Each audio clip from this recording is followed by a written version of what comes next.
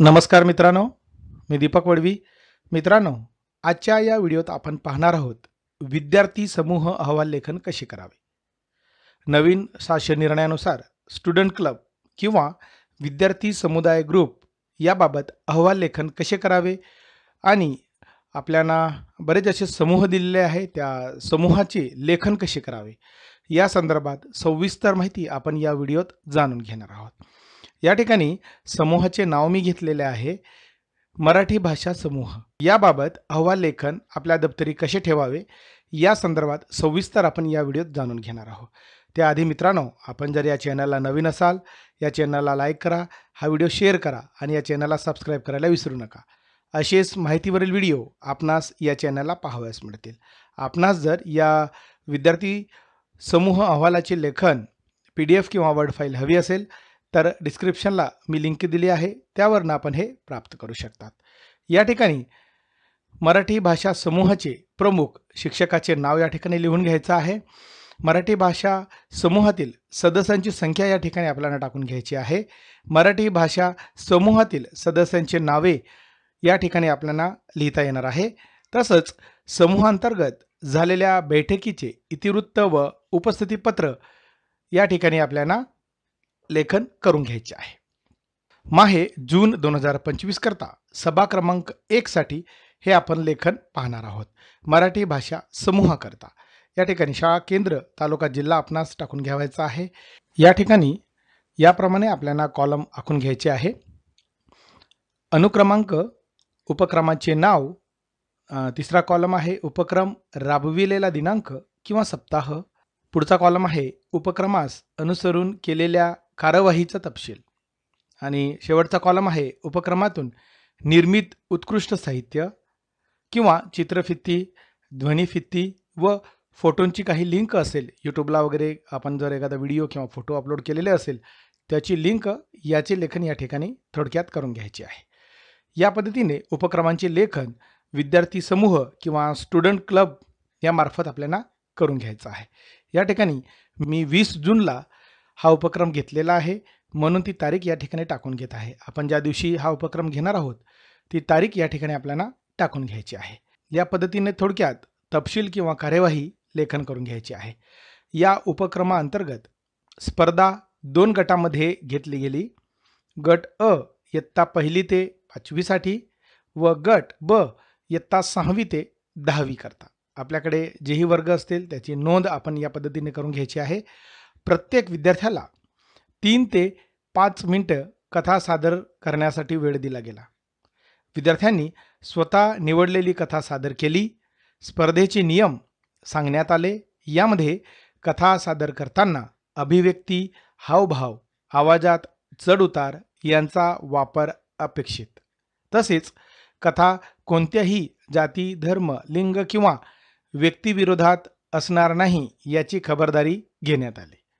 कोणत्याही साहित्याची म्हणजे पुस्तक, पेपर मदत न घेता कथा तोंडी सादर करणे अनिवार्य होते. विद्यार्थी मोठ्या उत्साहाने आणि तयारीनिशी सहभागी झाले. अनेक विद्यार्थ्यांनी प्रासंगिक, नैतिक व प्रेरणादायी कथा निवडल्या. ही स्पर्धा यशस्वीपणे पार पडली.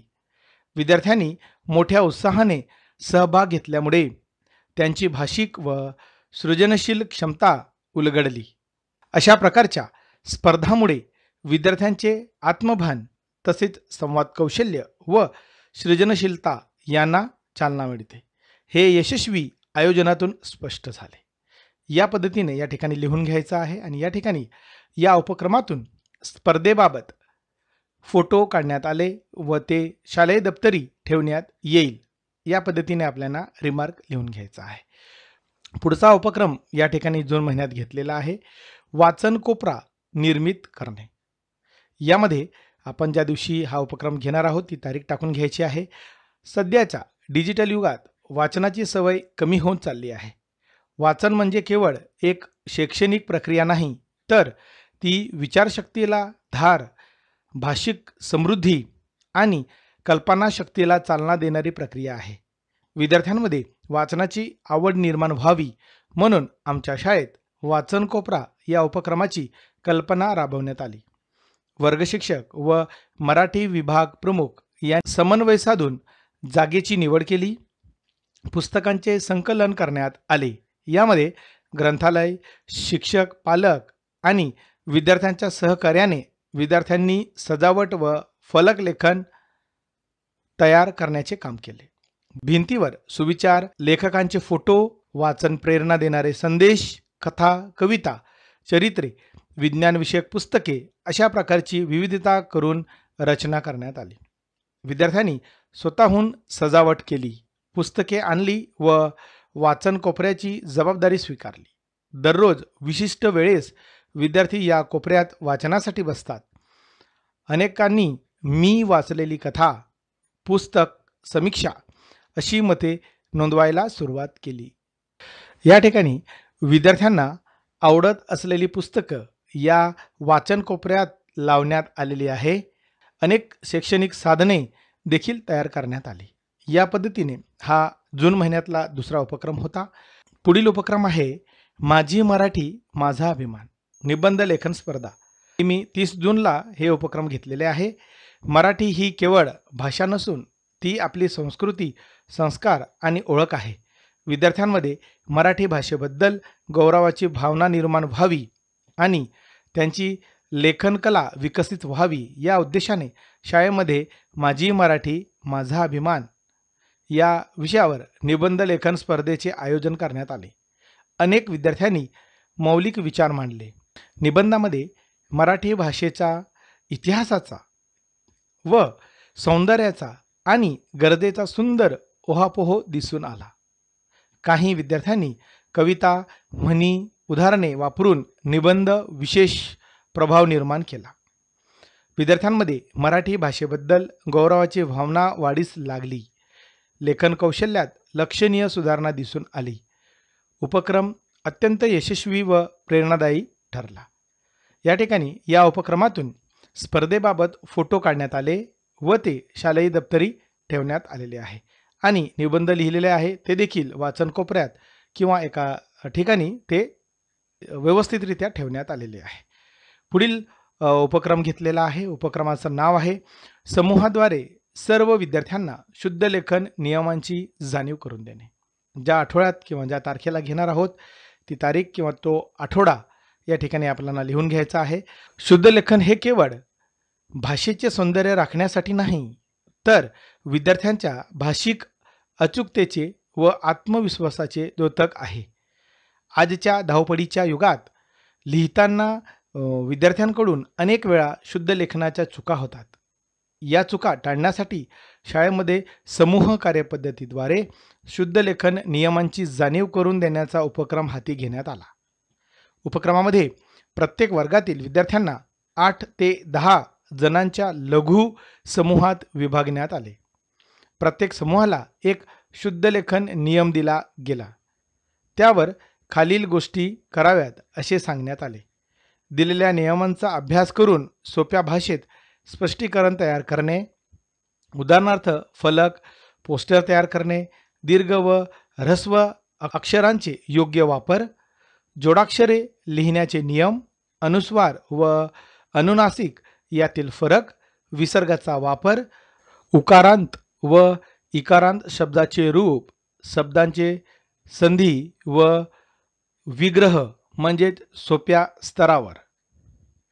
विद्यार्थ्यांनी फलक, चार्ट, फ्लॅश कार्ड्स वापरून आपल्या समूहाचा नियम प्रभावीपणे समजावला.